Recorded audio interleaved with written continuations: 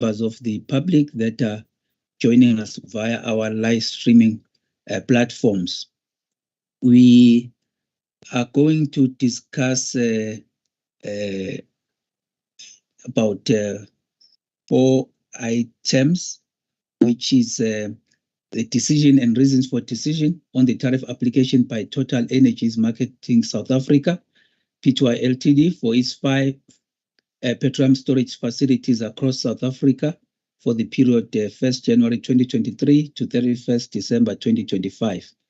And then the decision and reasons for decision on the tariff application by Total Energies Marketing South Africa and Engen Petroleum Limited for their jointly owned petroleum storage facility located in Ladysmith for the periods 1 January 2023 to 31st December 2023, 1 January 2024 to 31st December 2024, as well as 1 January 2025 to 31st December 2025. We will then move on to discuss the PPS report on the monitoring of actual tariffs charged by licenses over the period 1 July 2021 to 30 June 2022. And then lastly, we'll then move into the update on the implementation of the bulk storage determination.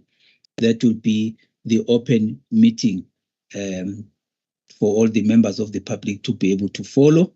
Having said that, and the agenda having been adopted, I would then like to move on to the declaration of interest. Members, are there any interest to declare verbally here? If not, I will also request that we move on, but also to remind you to please fill in the declaration of interest forms and email them to Madam Masonganye. As you all know her email address. We'll then proceed then to item 5, which is the decision and reason for decision on the tariff application by Total Energies Marketing South Africa for its petroleum storage facilities across South Africa for the period 1 January 2023 to 31st December 2025. Over to you, EM and the team, giving you about 2.5 minutes should suffice for you to be able to present the item, taking it as read. Thank you, Chair. Just to indicate that it's actually 7 petroleum storage facilities that Total Energy Marketing South Africa has applied for, and it's a multi-year tariff. We'll have Mr. Ndlovu introducing the application in front of us, and we do acknowledge that we received some comments prior from the CEO, and we appreciate that. And Mr. Ndlovu will also talk to them while in making his introduction. Thank you. Thank you, Chair. Good morning, colleagues and members. This is a 3-year tariff application by Total Energies for its 7 petroleum storage facilities in Al Road, Watlu, Bethlehem, East London, Nelspruit, and Island View for the 2023 to 2025 tariff period. Taking the submission as read, I will draw members' attention to the AR calculation and the tariffs applied for by Total Energies and the analysis by NELSA provided in Table 13 of the submission and Table 18 of the RFD. The main cause of the difference in the tariffs is mainly due to the WACC calculation, due to the difference in the debt to equity gearing ratios used by Total Energies and NELSA. Then I'm talking to the CEO's comments. Thank you, CEO, for the comments. There was a comment on the 2023 tariff period and whether we will approve retrospective tariffs. Ma'am, the 2023 tariffs will be applicable from the date of the decision, and we won't consider retrospective tariffs. The licensee only submitted the tariff application a month prior to the 2023 tariff period instead of 6 months prior. And then, ma'am, we also encountered challenges with declaring the Island View facilities adequate, which affected our processing timelines. And then there was a question on the land rehabilitation and whether the insurance policy was taken into consideration. Total Energies further provided that they have a bank guarantee in addition to the insurance policy, and they've also provided a letter of that guarantee from their financial institutions. So with the insurance policy, it's only considered under exceptional circumstances, and we have seen that majority of licensees submit the insurance policy which covers pillages and not the rehabilitation of the site. So hence our focus was more on the bank guarantee. It is then recommended that the PPS approve the tariffs provided in Table 14 of the submission and Table 1 of the RFD, and approve the decision and reasons for decision document attached hereto as an Extra A. Thank you, Chair. Thank you very much, Mr. Ndlovu. Members, I would just like to then give you the opportunity to put forth your questions, comment, as well as provide guidance, and also to echo appreciation for the questions that were sent beforehand. By show of hands, please.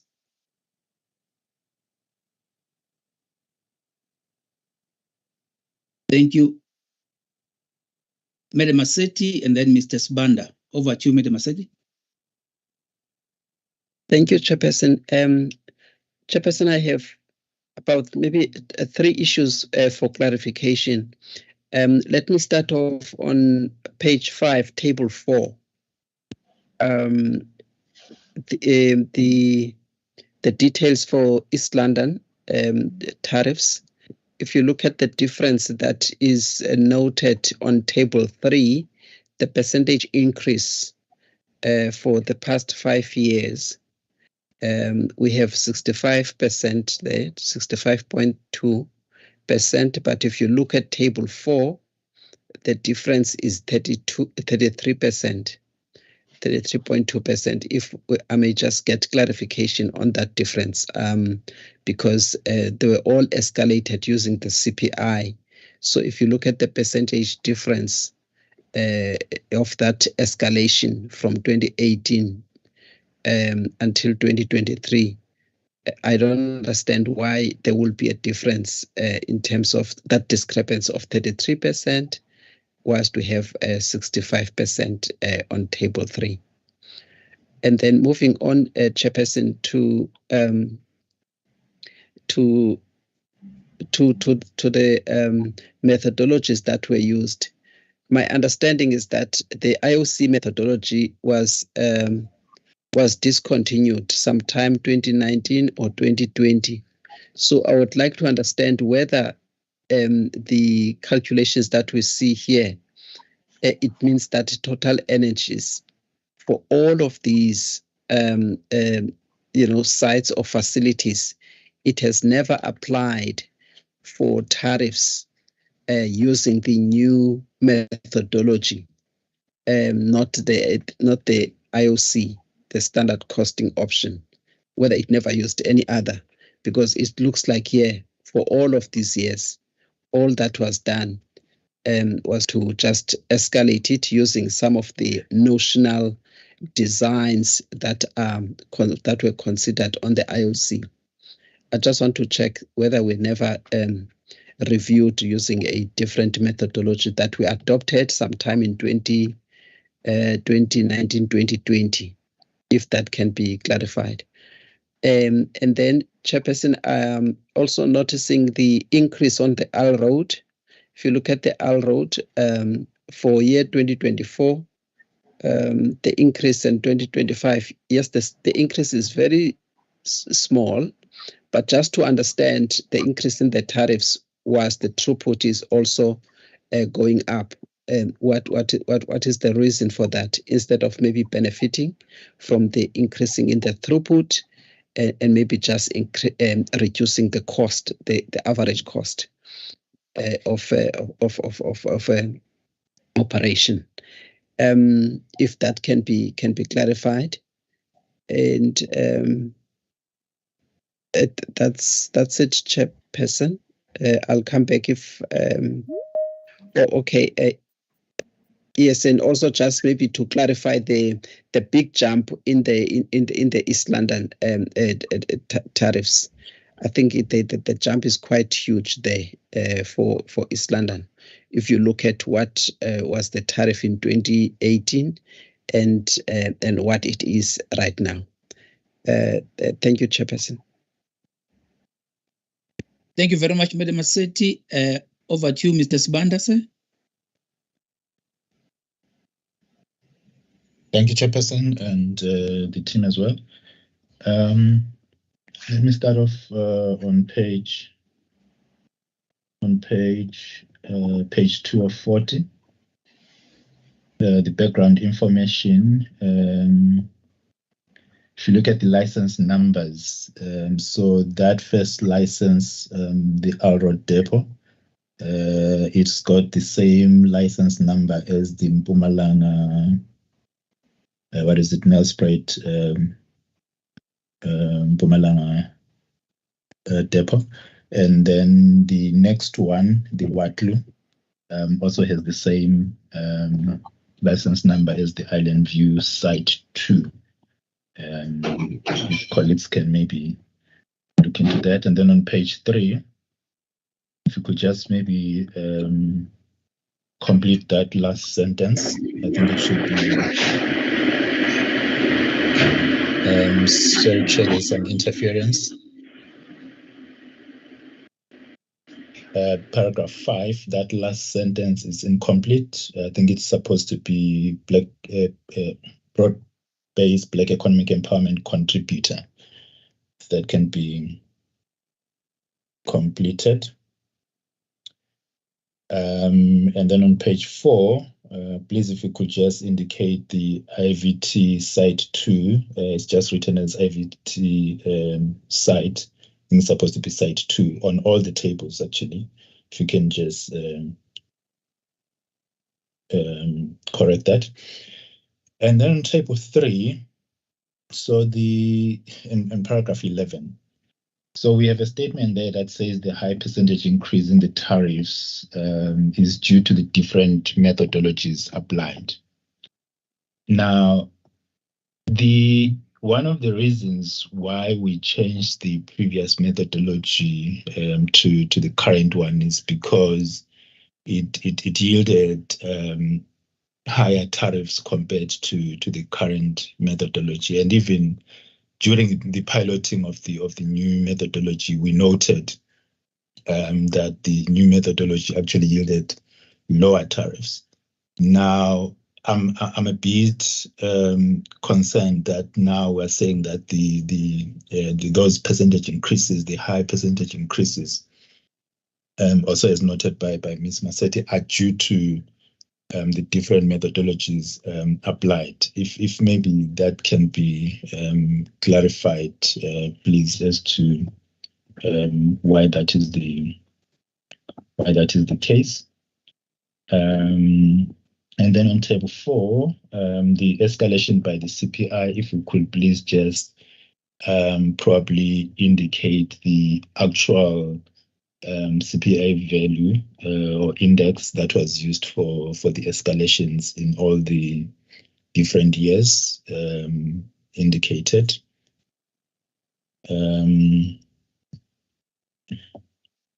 And then still on page 5, yeah, I have a problem with the timeframes, and as always, I think we really need to do better, especially given the reason that we are providing there for the delay in processing this application. The fact that there were delays in the approval offices due to the December recess. But I mean, the NISA offices close a day or two before Christmas, and that can't be a reason as to why an application is not processed, at least from my side. If the application was declared adequate on 13 December, I think we still had time to process it further. And I mean, if managers are not in the office, surely there should be someone acting. So for me, that reason doesn't really cut it. But all in all, I think we just need to really work hard on our timeframes, Chair.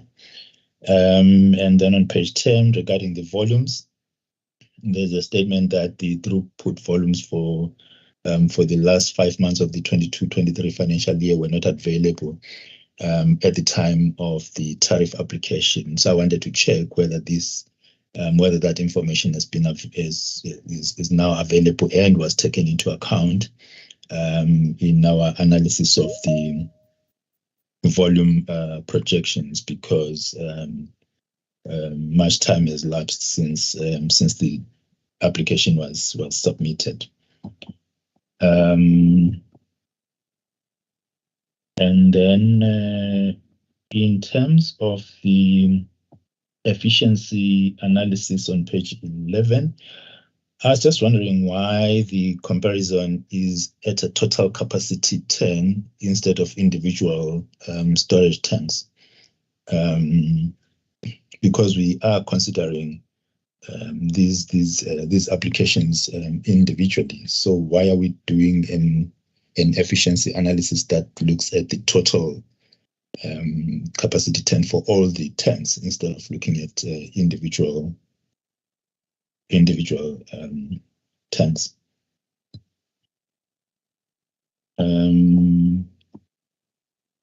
And then on table 12, if you could just maybe correct the heading there, it should be national demand for petrol, diesel, and illuminating paraffin. And that's all from my side, Chairperson. Thank you. Thank you very much, Mr. Sibanda. Advocate Stole, over to you, ma'am. Thanks, Chairperson, and thanks to the team for the presentation and the responses on issues raised with them. There's one issue, though, that I'm not sure if it was answered or whether clarity was provided on it. In the submission, we seem to give an indication that the issue of prudency assessment may, because we use the word may be considered. And I thought that, and that makes it optional. So I thought that we would apply prudency guidelines on all applications received. And this is in paragraph 37. So if the team can clarify that for me, unless if really I've read that paragraph in an incorrect manner. That's all, Chair, that I needed to get clarity on. Thank you. Thank you very much, Advocate Stole. EM and the team, if you may just please respond, noting the issues of enhancement. And for me, it also highlighted the need for quality assurance to be tightened. Let's make sure that the team is on an up trajectory in terms of quality of documents. Over to you, Madam Tua and the team. Thanks, Chair. And indeed, we will note the enhancements that have been given by members, especially around the timelines. We are working on something. And also in terms of December recess, we have planned around that for this year so that we avoid such things going forward. Mr. Muketi, can you please assist with the questions? And I think the HOD is also there for support. Thank you. Thank you, ma'am, and thank you, members, for the comment.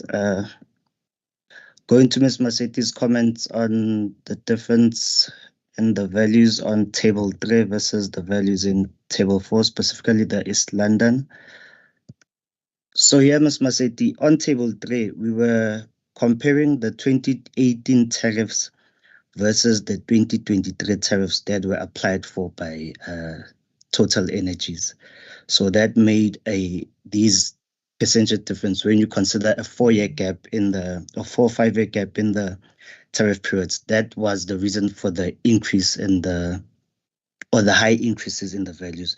And then in table 4, we then tried to escalate the 2018 tariffs by CPI for the 2019, 20, 21, 22, as there were no tariff applications or tariffs applied for in that period.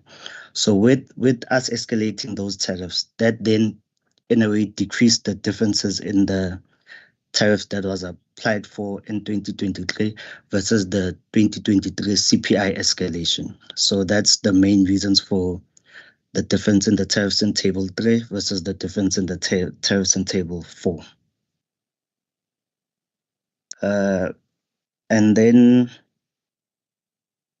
talking to the methodology, yes, they in 2018 they used the IOC Standard 1 options, which it was a comprehensive, which the IOC option 1 was a comprehensive standard option. So with option 2, the IOC option 2, that was the reason for it yielding higher AR and tariffs when compared to the option 1. So that was the main reason for discontinuing the IOC. But maybe talking to Mr. Sibanda's question, and that the IOC was deemed to have lower tariffs. But in this instance, the licensees used the standard 1, which is more like a comprehensive tariff methodology, talking to the replacement values of the PPE and AR calculation. So that's also the main difference in why now these tariffs look higher than what was in the IOC, whereas the IOC was deemed to have, why now the IOC, have lower tariffs than what we have in this application, where the IOC was deemed to have been having higher tariffs. And then, as Mr. Mkhize mentioned, I'll take the comments for enhancement as is, and we will incorporate the enhancement. There was a question by Mr. Sibanda on the efficiency analysis, and where we used the total capacity and not individuals. So here, Mr. Sibanda, we considered taking these two peers as more on a commercial operation, other than looking them in isolation per facility. As at times we deem that should we compare a facility in Ireland, in maybe Nelspruit, with the smaller non-bulk facility, it won't in a way present a fair comparison. So we consider that we look at these peers on our commercial operations, ma'am. So, and then for the volumes not available at the time, the 2022 volumes, we had requested for the additional information and also the reason for the volumes, and then we did take the actual 2022 volumes into consideration when assessing, but it more or less yielded the same analysis, sir. And then on the CEO's question on prudency, yes, ma'am, we'll look into the paragraph and enhance that paragraph. Thank you, Chair. I think, firstly, when it comes to the enhancement of the paragraph, the May here talks to you need just to enhance it accordingly to talk to a detailed prudency assessment, as opposed to the high-level assessment that is normally done.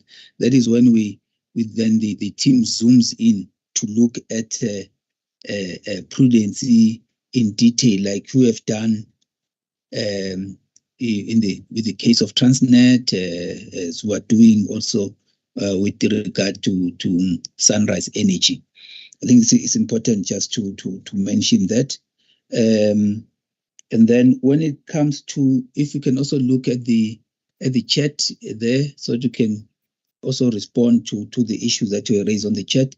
But meanwhile, let me give Madam a certain opportunity to follow through. Thank you, Chairperson. Chairperson, there's just one question that was not answered adequately. This question about the standard option and the high tariffs. I've tried to sort of ask for it to ask the question differently, and I think it's the same question that Mr. Sibanda is concerned about, and the answer doesn't come out clearly. I mean, we know that in terms of that standard option, there was no depreciation, and there were notional designs that were included there. So they would not necessarily use the operating design that, the actual operating design. So that yielded, very high tariffs because there are notional values that were used. And there was also no depreciation allowed. Now, with that and with the new methodology that allows depreciation, surely the revenue that was earned at the time or allowed and earned during those years, was it looked at and adjusted, and also just to check thoroughly in terms of the RAB, to look at the to make an adjustment on the RAB during that time and how much they earned, because on table 4 you have done the escalation using the CPI. So surely you should be able, now going back to the original book, and check how much, if after you've taken out depreciation, look at that and therefore be able to come up with a RAB value that at least will be reasonable. I'm trying to check if that verification was done and whether there was a downward adjustment. If so, why do we see this high tariff? So that is the kind of explanation that at least we expect to understand if the team has done that kind of work in order to come to these tariffs for independent verification by NERSA. Thank you.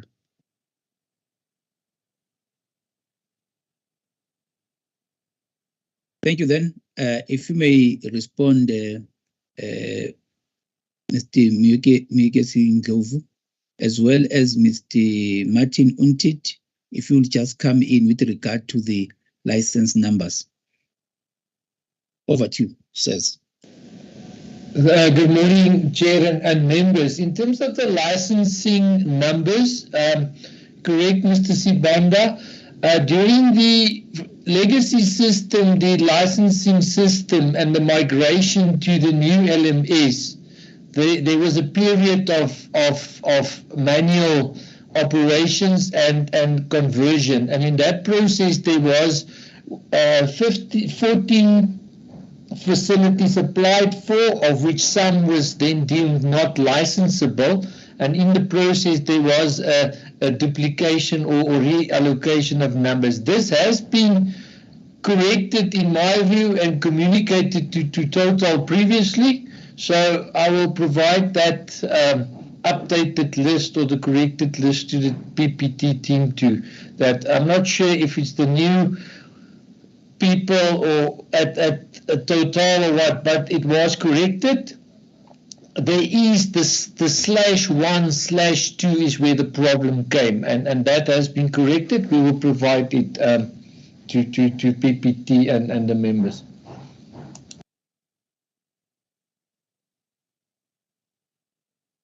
Thank you. And then, Mikes, if you can just respond to the matter regarding the higher tariff while the throughput is also up. If you can just look at that, and I don't know whether Madam Bogo is here to also assist if so required. Over to you, sir. Yes, Chair, Mr. Bogo's hand is up. Please come in. No. Yes, thank you, Chair. So maybe I should start with the increasing tariffs, whilst throughput is also increasing. So the reason for that, ma'am, especially for the road tariff, so the reason for that is that in as much as the volumes are increasing, they're increasing at around 2%, which is a much lower rate compared to the forecasted CPI. And the numerator being the allowable revenue components, or made up of the allowable revenue components, are predominantly increasing by the CPI rate. So that's why we still see that slight increase in tariffs, despite the denominator being volumes increasing. And then now coming, Chairperson, to the issue of the methodologies issue and the changes in tariffs. So the previous application by Total was based on IOC but not the comprehensive IOC methodology.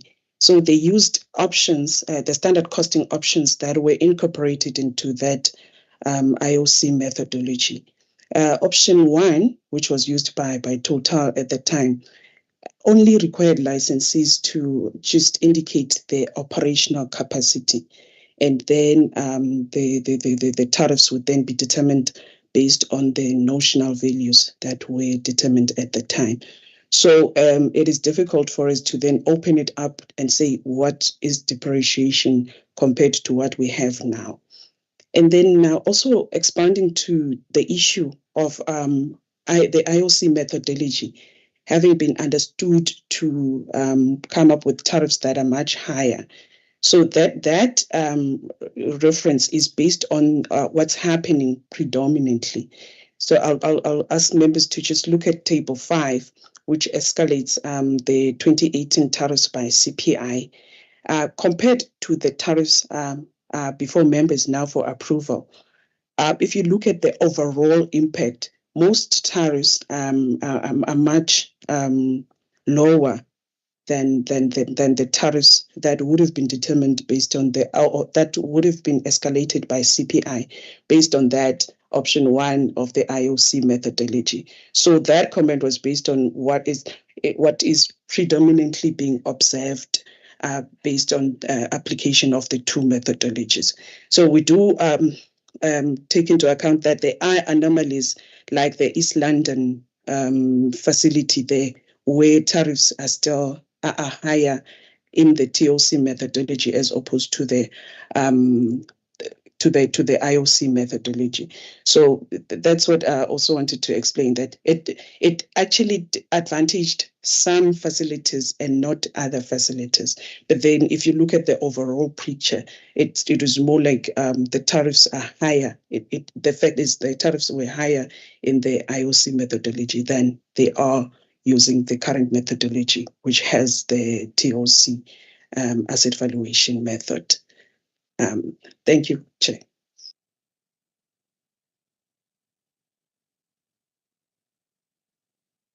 Thank you, Madam Mbogo. Members, are you happy with the responses? Are there no other follow-up? Okay, with that. Chairperson, it means therefore there is still that inherent effect, because Ms. Boko says they could not open up, and she agrees with the fact that I indicated those notional values, and it was their concern was actually those notional values and not even adjusting them by depreciation. So it means with some those notional values carried over. And now she said they couldn't go back and open up and check, over those years and do the verification and all that. So what we see here, it could well be that they sort of over-recovered and carried over that over-recovery and benefited without us really checking what we could have allowed them through depreciation. I just want to make that comment because we are seeing it here, and hence the question about high tariffs. Thank you, Chair. Thank you. Madam Boko, you that summarizing of the situation to agree with it? All right, maybe just to explain, Chair, what we have done in this case.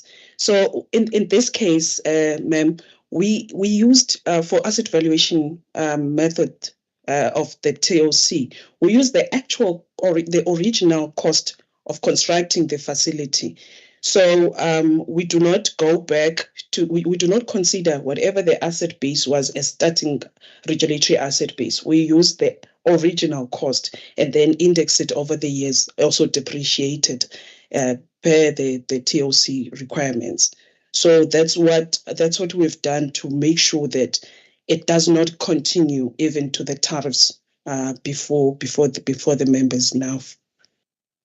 So that's what we've done. Thanks. So you've applied the cure that will then work purely on the TOC. Yes, sir. Okay. All right. No, it's fine then. With those enhancements put forth by the members and the team agreeing to to incorporate them accordingly.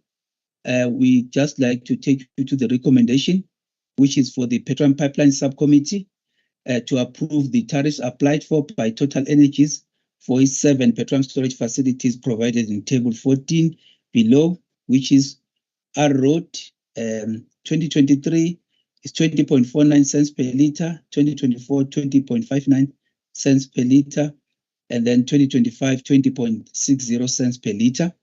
For Bethlehem Depot, is 34.82 cents per liter. In 2023, 2024 is 33.74 cents per liter. 2025 is 31.31 cents per liter. For the East London Depot, 2023 is 28.06 cents per liter. 2024 is 27.33 cents per liter. 2025, 27.09 cents per liter. The IVT Site 2 for 2023 is 9.78 cents per liter, 2024 9.03 cents per liter, and 2025 8.96 cents per liter. For site IVT 3, it's 2023 is 9.88 cents per liter, 2024 is 9.13 cents per liter, and 2025 is 9.06 cents per liter.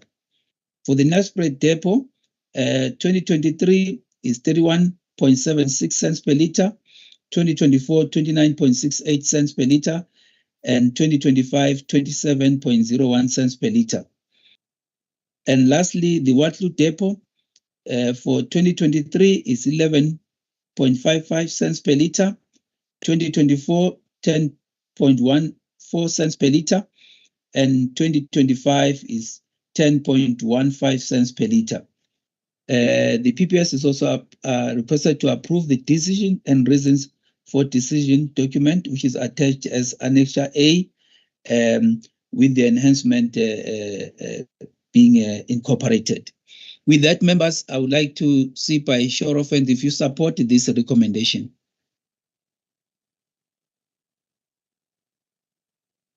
Thank you. Mr. Kumete, Mr. Sbanda, Madam Maseti, Advocate Tole, Madam Simane, I also support. This then concludes item 5.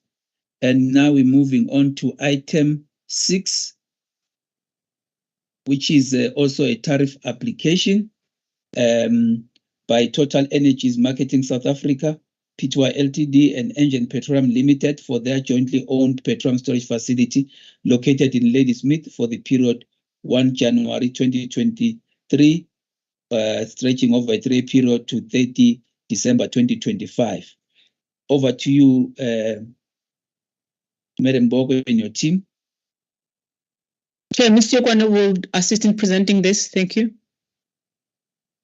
Thank you, Chair. Good morning, members and colleagues. This submission requests the PPS to approve the tariffs of 25.53 cents per litre for the 2023 financial year, 25.29 cents per litre for the 2024 financial year, and 25.56 cents per litre for the 2025 financial year as applied for by Total Energies and Engen for their jointly owned storage facility in Ladysmith, and also to approve the decision and reasons for decision document attached here to its Annexure A.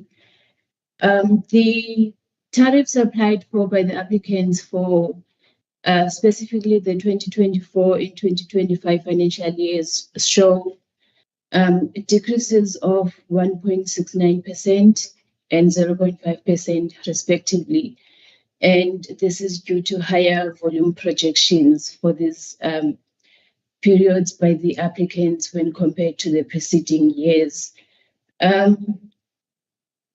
Also, taking the application as read, the differences in the tariffs applied for by the applicants and those determined by NERSA is mainly due to the different work calculations by both parties. We also received the questions and or comments from the CEO. Thank you, ma'am, for the questions. On the first question regarding the previous application by the applicants, which was in 2020 and it was not approved. So, ma'am, the reasons for the disapproval was due to the margins of differences in the tariffs calculated by the applicants and NERSA, which were mainly due to the differences in the determination of the allowable revenue, the net working capital, the work, as well as the tax and expense values. And on the second question regarding what tariffs were the applicants charging, the tariff booklet number 2022 shows that the applicants have been charging a tariff of 23.15 cents per litre, which was approved in 2018 in the decision by NERSA on 27 February 2018. In terms of the recommendation, we therefore recommend that the PPS approves the tariffs applied for by Total Energies and Engine for their jointly owned storage facility, and also approve the decision and reasons for decision document attached here to as Annexure A. Thank you, Chair. Thank you, Madam Yokane. Members, any questions, comments, or guidance from your side by show of hands, please?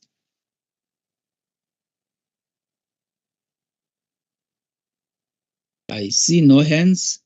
That then allows me to then proceed to the recommendation, where it is recommended that the Petroleum Pipeline Subcommittee approves the tariffs of 26.65 cents per litre, 26.20 cents per litre, and 26.07 cents per litre applied for by the applicants, which is Engine and Total Energies, for the petroleum storage facility for the period 1 January 2023 to 31st December 2025, and as well as to approve the decision and reasons for decision document, which is attached here to as Annexure A. By show of hands, members, if you support the recommendation. Thank you, Mr. Kumete. Thank you, Advocate Tole. Thank you, Mrs. Banda. Thank you, Madam Simane. Thank you, Madam Maseti. I also support. This then concludes item 6, and then we move to item 7, which deals with the report on the monitoring of actual tariffs charged by licenses for the period 1 July 2021 to 30th June 2022. Over to you, EM and the team. Thanks, Chair. As you have indicated, we have been doing investigation in terms of checking what our licensees are charging in terms of in comparison with the approved tariffs. Mr. Mahlangu will then take us through on this preliminary report that is in front of the PPS members. Thank you, Mr. Mahlangu. Mr. Mahlangu, just please ensure that you just take the matter as read and you highlight issues, noting also the confidentiality associated with this submission. Over to you, sir. Thank you, Chair. The purpose of the submission is to request PPS members to note the report on the monitoring of actual tariffs charged by licensees in the period 1 July 2021 to 30 June 2022. Also to request members to approve that NERSA notifies the 5 non-compliant licenses of the energy regulator's preliminary findings. Members are also notified that the final report with findings will serve before PPS before end of the current financial year. Members are also notified that the total volumes unit of measure in Table 7, page 13 of 25, is in liters rather than cubic meters. And finally, members also notify that there is a page layout error on page 16 of 25. The page is on portrait instead of landscape, which led to the omission of some parts of key information. Thank you, Chair.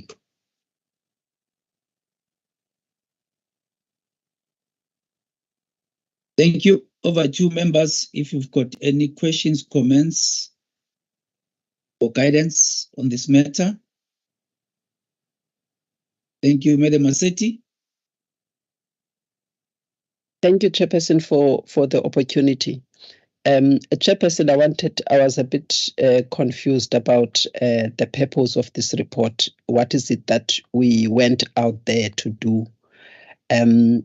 So I thought maybe this is a sort of a compliance report where we have approved tariffs and now we are checking the licensees if they were charging the tariffs as approved. And that is one thing, and also maybe looking at the potential for clawback and any variances, and whether the recovery was at appropriate levels. So I thought that is the purpose of the report, and then it ends there. And then if there are issues of then audits of the figures, or whether these are final figures and what we see is based on final audited figures, then that will be the case. It will be indicated. I thought that that's the kind of a report. But I see that the content of it goes beyond that. And this is also evidenced by the fact that we are told these are preliminary findings.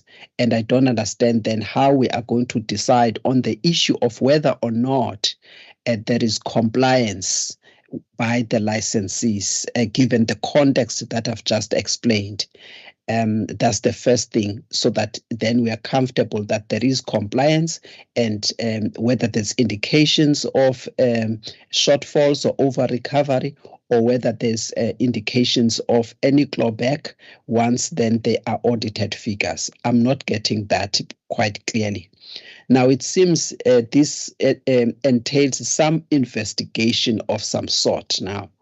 And if I look at your paragraph 4, for instance, I mean, the paragraph 4 talks about a number of things, the views that are expressed by the market players here, talking about how they view the market to be competitive in their view. And I'm not sure then what kind of exercise we're embarking on, if now they kind of say to us whether this implies that we don't need to be regulated, because now the market is competitive enough and therefore we need not be regulated. If you look at paragraph 4.2, that's the implication of that statement there. And if that is the case, and since it is something that is expressed by the licensees, I was going to then make a suggestion, Chairperson, to say that perhaps we may consider conducting some competition review just to assess adequacy or state of competition in the storage market, and see if then we are comfortable with the state of competition and adequacy of competition, and if there are any measures that we think can be that may have come up to improve that's the state of competition, looking at the risk, supply risk, and any other emerging risk in the storage market, so that then we can have a report that may come to the PPS, just to react to the views that were expressed. But that will be a separate task or project. But it's important that we give due consideration to those views that are expressed in paragraph 4, Chairperson, as I did not understand whether our inquiry here went beyond what we were looking at, and it was also about investigation, and hence there are findings. Thank you, Chairperson. I would like to stop there with the guidance and suggestion that I have provided. Thank you. Thank you, Mr. Sibandise.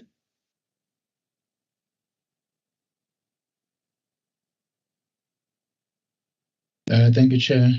Chair, mine is probably a question of clarity in terms of how we have undertaken the assessment, especially when it comes to discrimination. Now,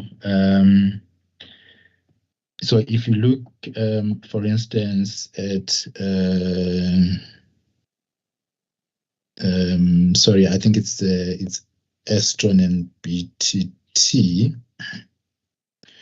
where we don't find discrimination yet.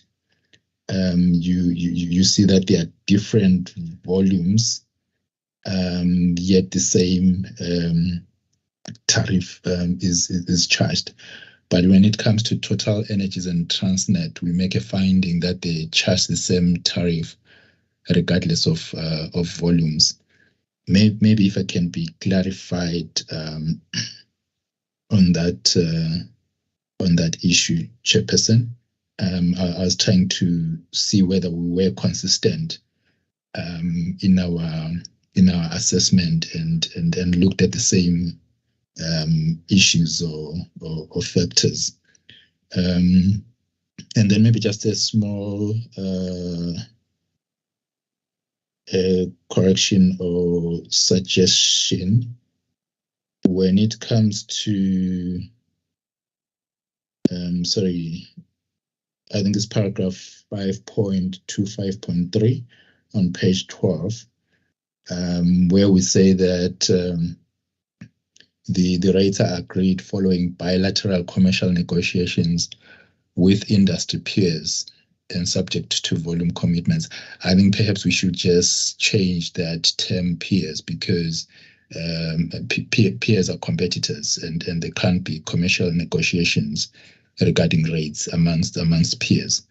I think probably we meant customers, but it can't be commercial negotiations with industry peers. I think we repeat that particular statement elsewhere as well. But critically, I just wanted clarity, Chair, on how we've come to the determination of discrimination, especially where the same rate is charged regardless of volumes. Thank you, Chair. Thank you.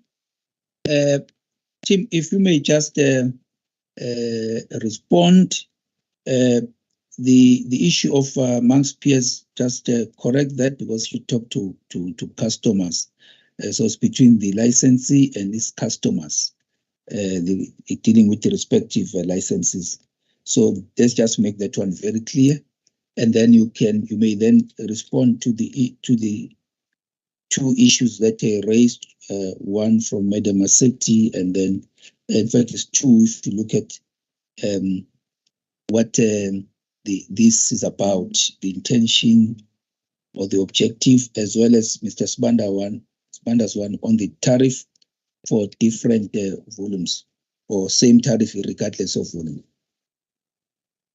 Over to you.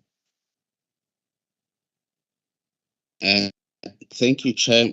On Ms. Massetti's comment, so the report is part of the routine monitoring on compliance for the actual tariffs charged, as well as the volumes throughput stored for third parties.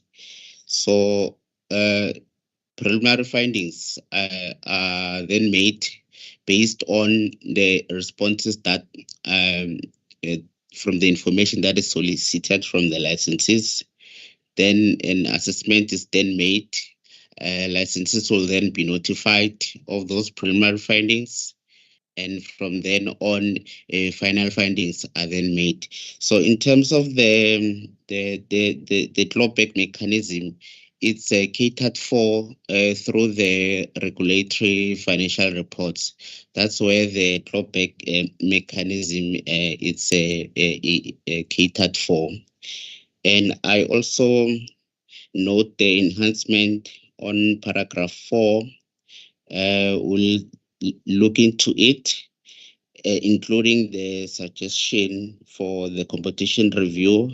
This will be engaged with management so that the the report is looking to.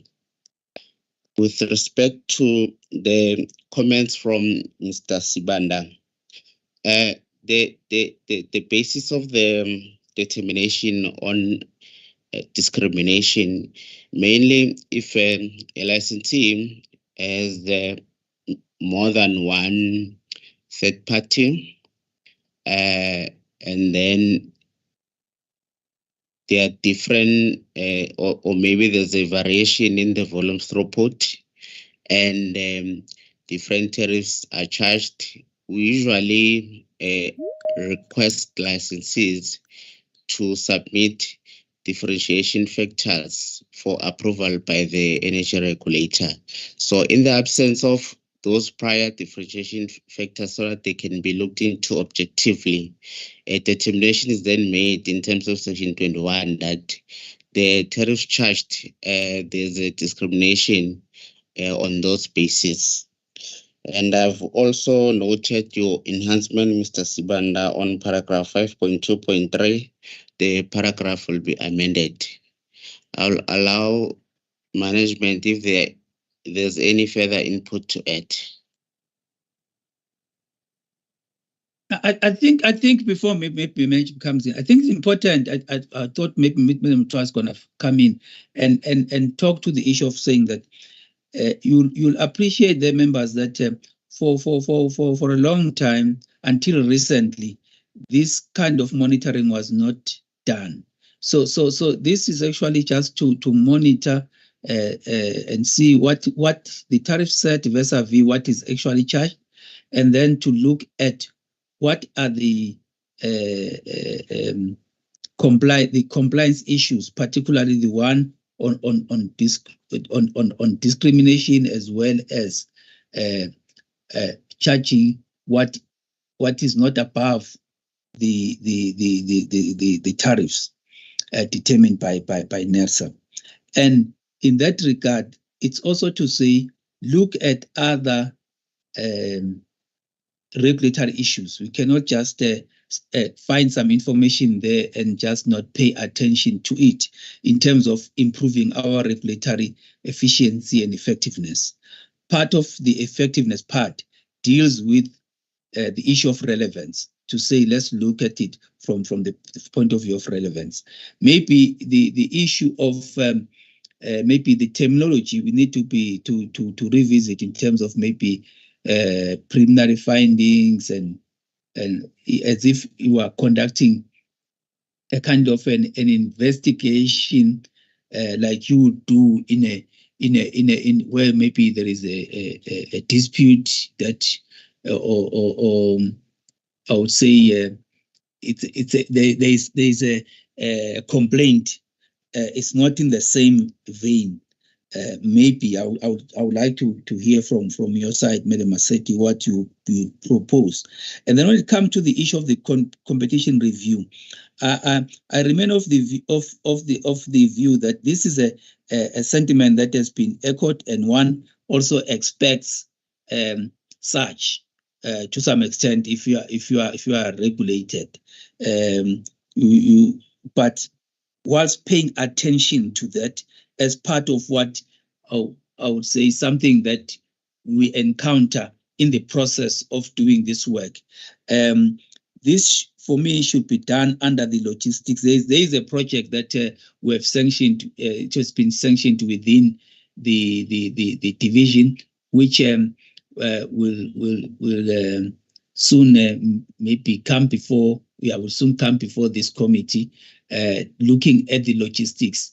I think Mr. Kumete also put a lot of emphasis on that in view of the increased importation of product, a need to really do a proper value chain analysis to see where the bottlenecks could be and how those risks are managed in terms of ensuring that there is always a reliable supply of product into the market. I will leave it at that and not necessarily have it for now as a separate detailed study, but that study will then, this view will then be incorporated in that logistical analysis project. I And then with regard to the different volumes, but same tariff, you'll have a situation where the customer is actually contracted on the capacity, or let's say you are contracted on a tank, but if you whether how much you use of that becomes a different matter. You would then have a situation where different volumes, but it's the same tariff that has been charged, which becomes more something closer to what would be a take or pay kind of agreement. That I just wanted to clarify, and I was hoping that you come to clarify that from your side management, just to make it easier for the members. I see that the hands that are up. I've got Advocate Tole, Mr. Sibanda. Yeah, in that order. Then Madam Maset, you may come in later in terms of the terminology that I spoke to. Over to you, sirs. Madam, sorry.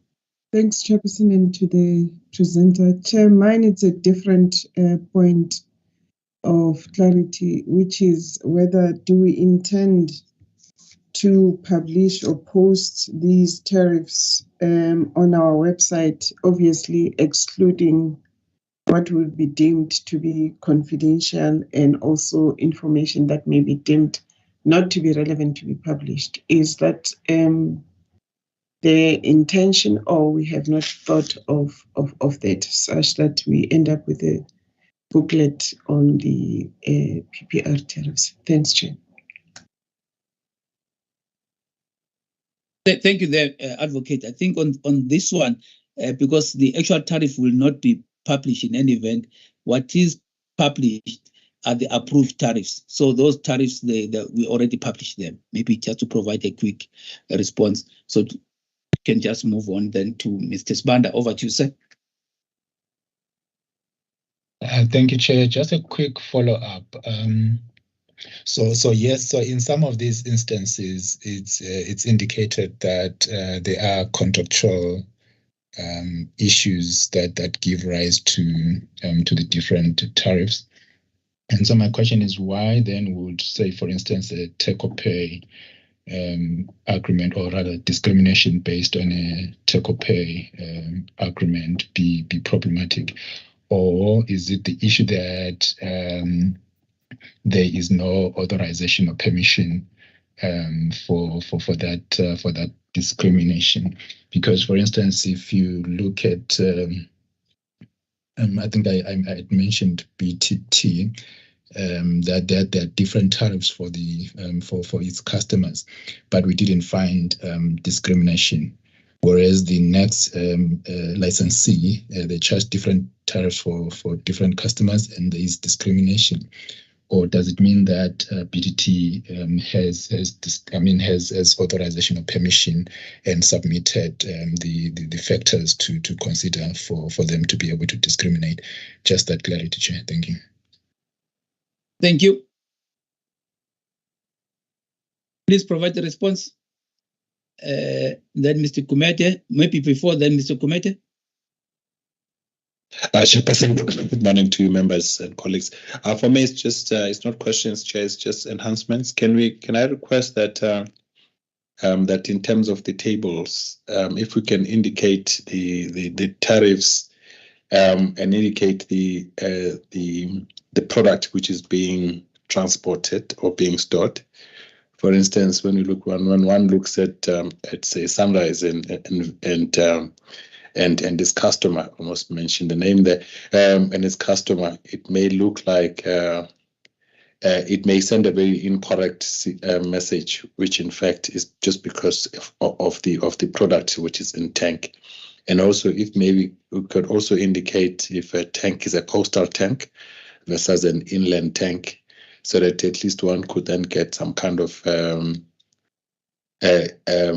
view. For instance, when I was reading this, I was always looking to see how far are the tariffs charged to the tariffs which are approved or which are part of the price. For instance, the secondary storage is 28.8 cents at the moment. And my question is, how far are the tariffs actually being charged? How far are they from the tariffs that are recoverable from motorists? And then the other question that kind of emerged was, why are some of the tariffs so low versus the 28 cents?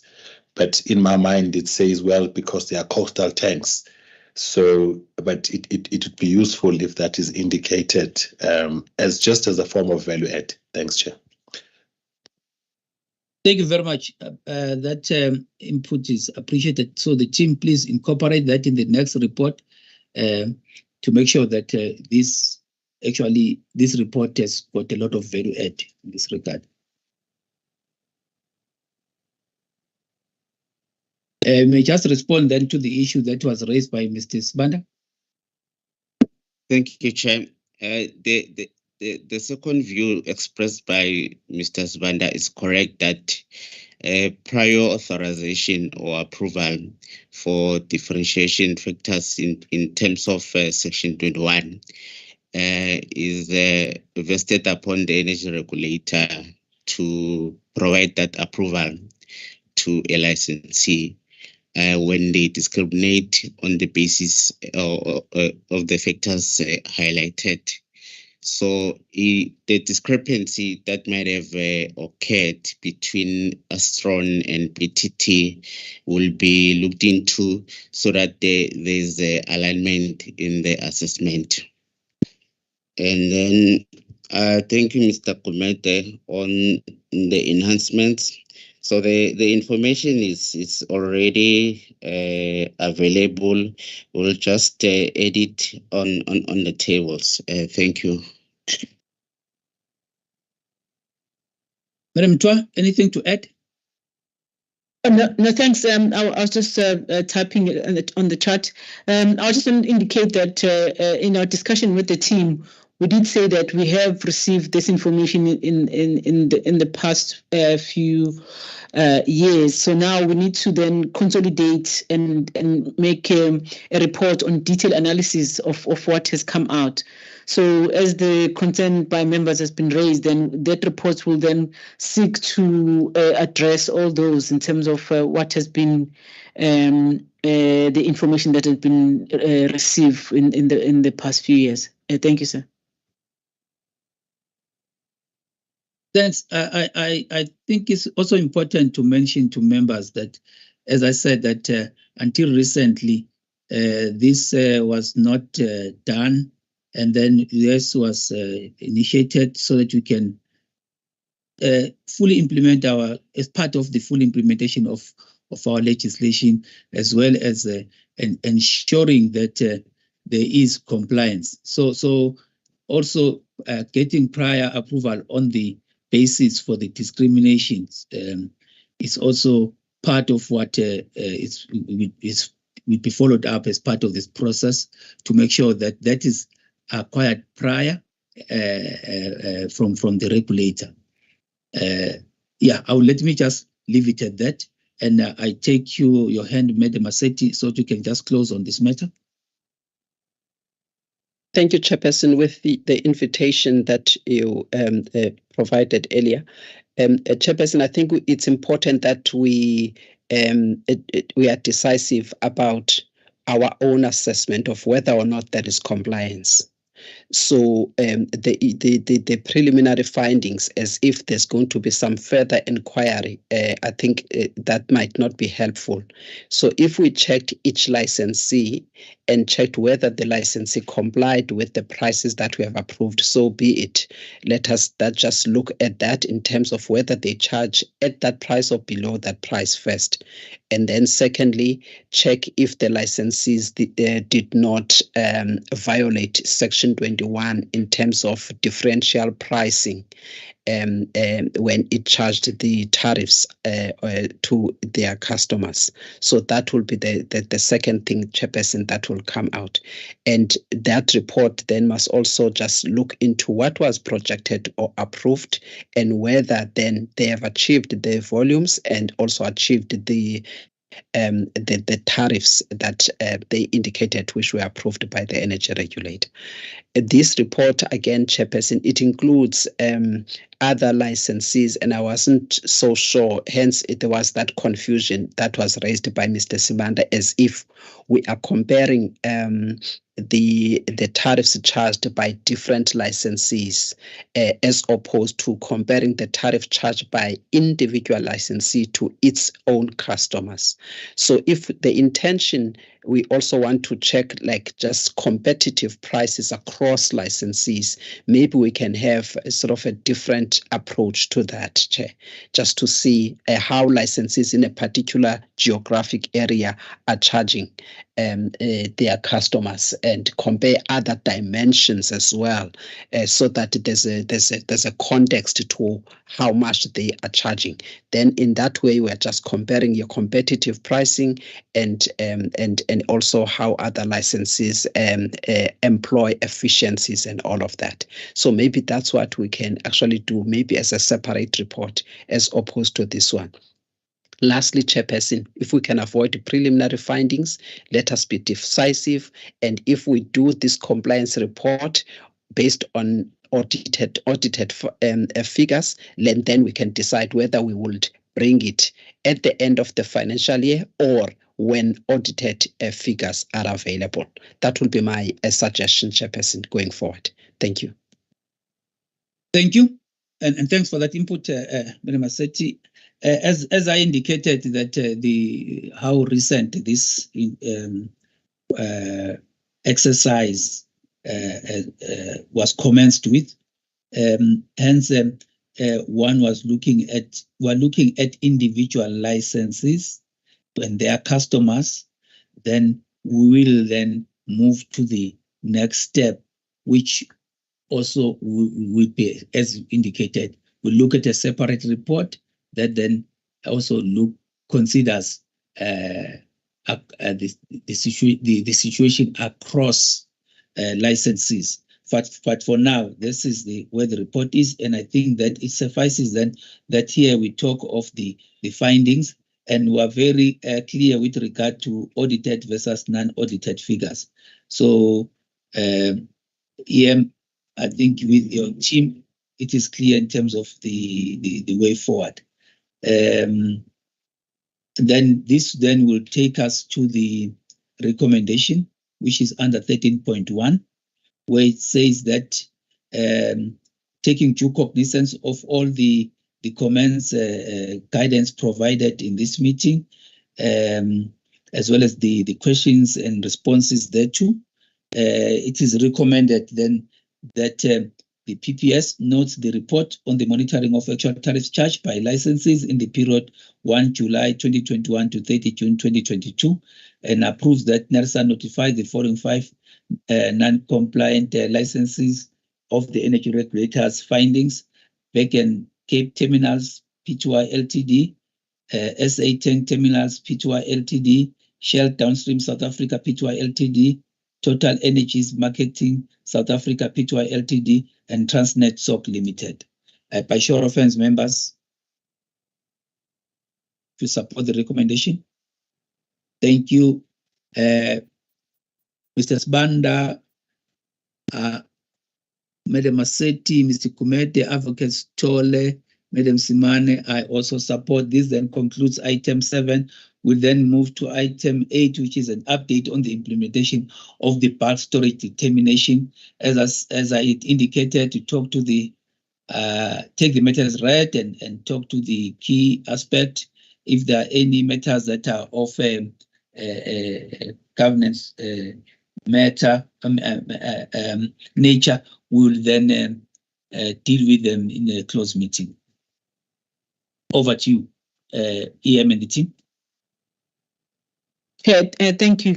As indicated, this is an update following the presentation that was made in the January PPS.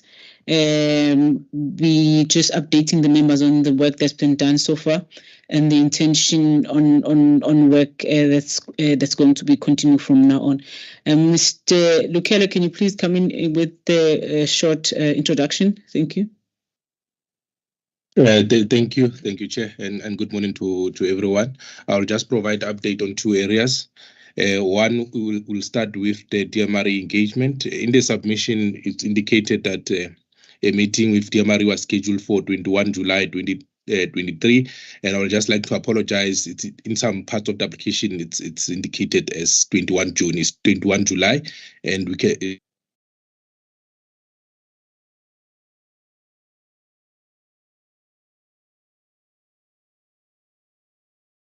To the proposed way forward. The PPR division considered a number of options as presented in the submission, and the proposed one is the review of the determination. And to this end, a discussion document has been prepared, and its draft it's attached here for information. It's attached as Annexure 3, and it's currently being reviewed and is planned to be submitted to the PPS in September 2023 or at the very latest October for approval of publishing for comment. And with that, Chair, the recommendation is for PPS to note the report attached to the submission as Annexure A. Thank you, Chair. Thank you. Members, any questions, comments, or guidance? As I've indicated that we just are having it in this platform for the sake of the public to understand that we are not sitting still on these matters. We are looking at reviewing and will be coming to them for their inputs and comments. But if there are any other matters that are of governance matter, you can still deal with them in the closed meeting. Any questions or comments? I don't see any. Oh, Mr. Kumede, over to you, sir. Chair, just to indicate that, or just to request that I raise my comment in a closed session, in a closed part of the meeting. Thanks. Thank you. With that, may we then just indicate by show of hands that we note this report or this update on the implementation of the bulk storage determination by show of hands, members. Thank you, Madam Massetti. Thank you, Madam Simane, Mr.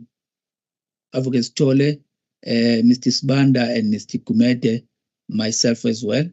This then concludes item 8, and this also brings us to the end of our meeting on the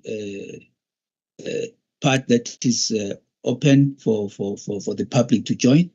I would just like to check with you, Mr. Mateja, if you are ready to then discontinue the live streaming. And at this point, I would also like to thank all the members of the public for their interest on the issues that we're dealing with as NERSA in the petroleum pipelines regulation sector.